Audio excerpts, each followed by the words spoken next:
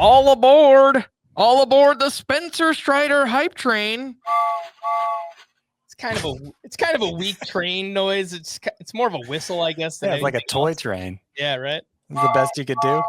That's the best I could do.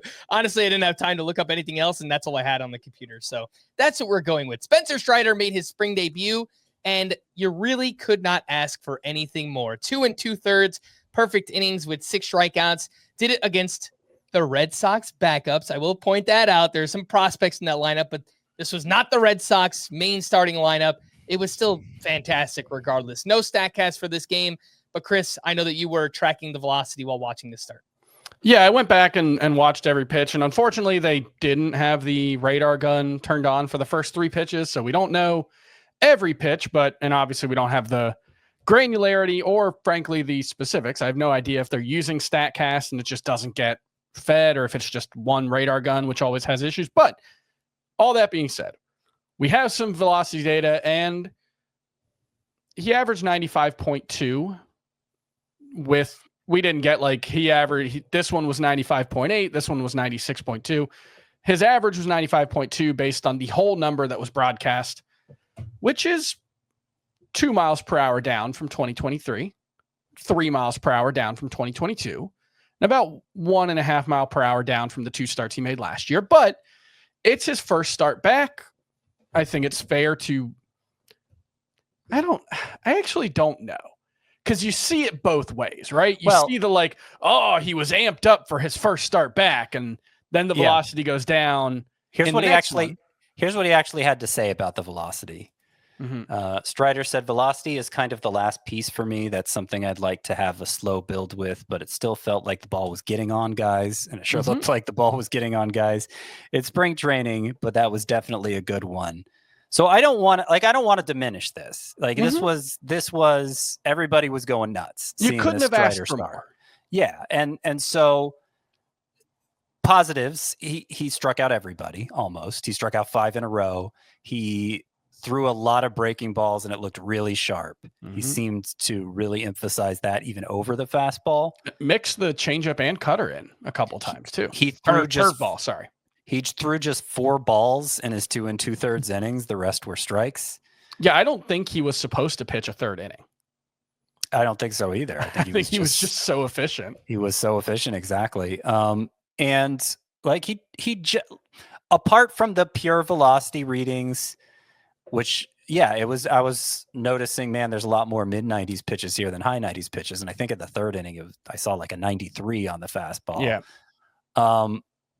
So, if you wanted to say anything negative about it, it's that. We want to see more velocity from Strider in the long run. But it was his first start. Nobody involved with the team seems concerned about it. Chris Sale, after the start, said, Strider's still our best pitcher. Chris Sale, reigning NL Cy Young winner. I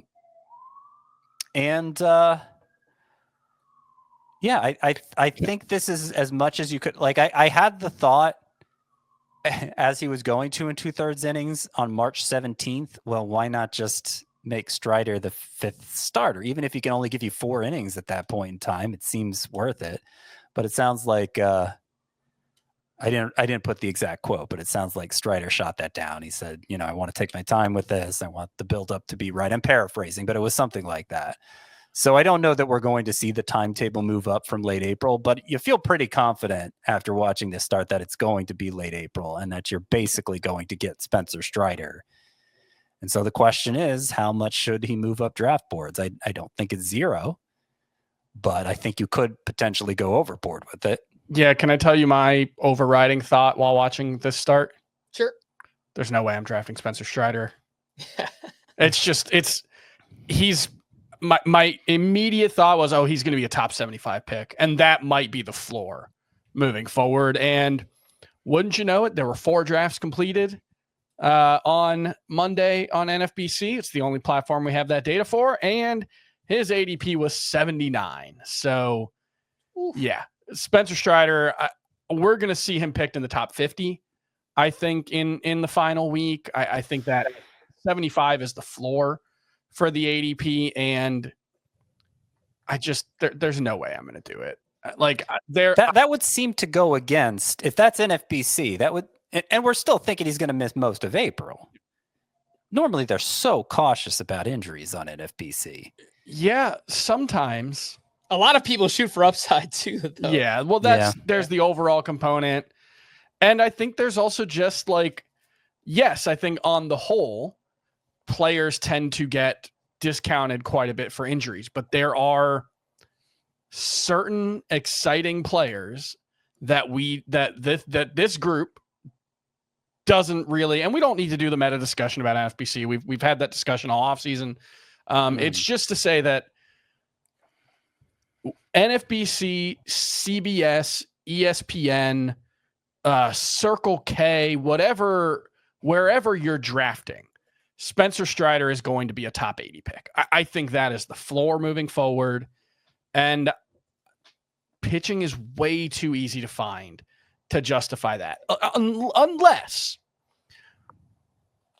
while he is going to start in a delay in April, because it wasn't a reconstruction for his elbow, maybe his innings just won't be as limited as we think.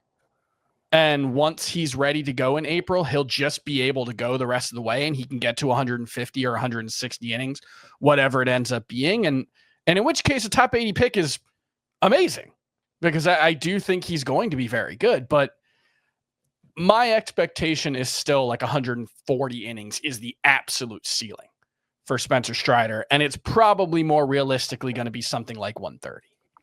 And I know we have concerns about like Max Fried, right?